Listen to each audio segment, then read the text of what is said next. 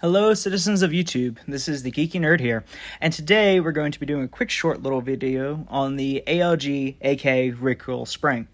Before we begin, I'd like to say a big thank you out to everyone who has liked, commented, and or subscribed on the previous videos. I always appreciate it and always enjoy talking to you guys.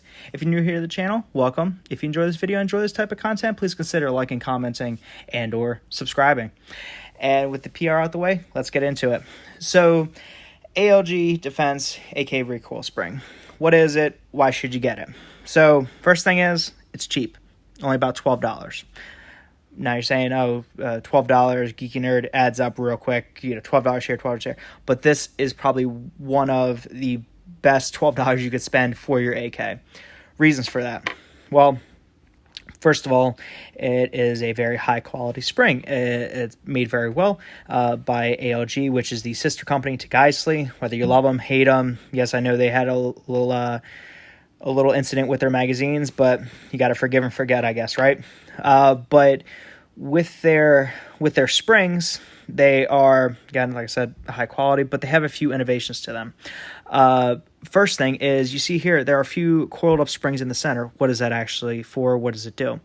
Well, first is it removes some of the harmonic vibrations that occur when the spring is recoiling, which means that your gun is quieter, which means if you're suppressing your AK, it will be just a little bit more quieter, although the AK is far from being quiet, a fully quiet suppressed gun, but it gets the job done. But with that, it removes those harmonic vibrations with sound. It also removes some of the wear and tear because, as they say, like the ticking of an engine is an engine dying because it's slowly beating itself to death, just little by little over time. Same thing with these springs. So when you have that vibration, you feel it in the gun, and it takes a little bit of wear and tear on the parts. Second thing that these little dead springs in the center does is it actually improves the overall force of the spring. So these springs, generally being, they're a slight bit longer, but upon returning to full forward firing position, they actually have about 15% or so greater return in force.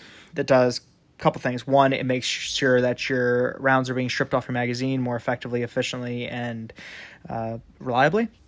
Other thing that it does is, one common issue with the AK platform, it isn't a problem with this one, because it has a very special trigger on it, and if you know what the trigger is, stay tuned. Another video for it. But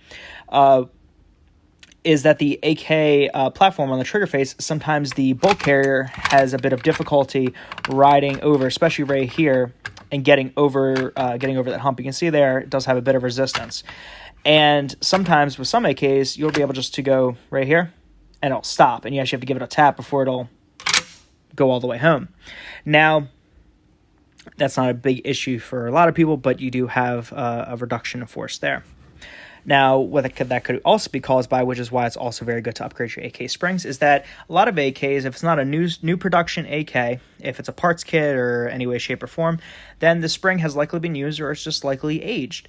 So it's always good to change out your springs. A lot of people do it for their AR-15s, why not their AKs? Although the AK will surely function if you have an older spring on there, it is nice to have that as a maintenance item. So it's just good, just general life of the rifle. With that as well, you can see here, it does install just like a standard, every other AK spring that you'd have. But you can definitely tell once you get to the rear that there is a bit more force and that it is pushing forward just a bit more. Now those dead springs, I call them dead, but they're just compacted, are in the shroud here, so they are fully supported by the bolt carrier. And releasing, there is just a noticeable a bit amount of force to try to redisassemble a gun. In order to put the spring on, it's quite simple. You generally just pull down on the spring here. Not gonna do it on camera because I probably can't, but you see, you just pull down on the spring. This little part is held in there. You just rotate this to one side or the other, and then you're able to remove it. The spring will come off. These are two connected, separated rods in here. It is kind of pain in the rear. Some people do a screwdriver. I just take a towel and man up and do it. But it isn't. It definitely isn't too hard to do it. Just what I showed you there, as far as just pulling it back and reseating it. That's all you really have to do. As far as what I recommend this, 100%, if you couldn't already tell. I have installed this on every single one of my AKs. It definitely has reduced the amount of felt recoil and improved feeding and just general charging of the rifle, to where, again, sometimes if I just, again, this is a bit hard to do on camera, is when you're just generally being a little gentle with the rifle, which you shouldn't really be with an AK, is that it would get hung up right there, and then you have to kind of, tap it to get it to go home. So highly recommend it, and go check them out. Go try them for yourself. I mean, shoot, for $12, what can you really lose other than $12?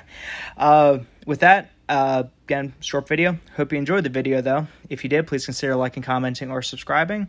And with that, I hope everyone is having a wonderful, awesome, fantastic day. I'll catch you guys next time. See you guys.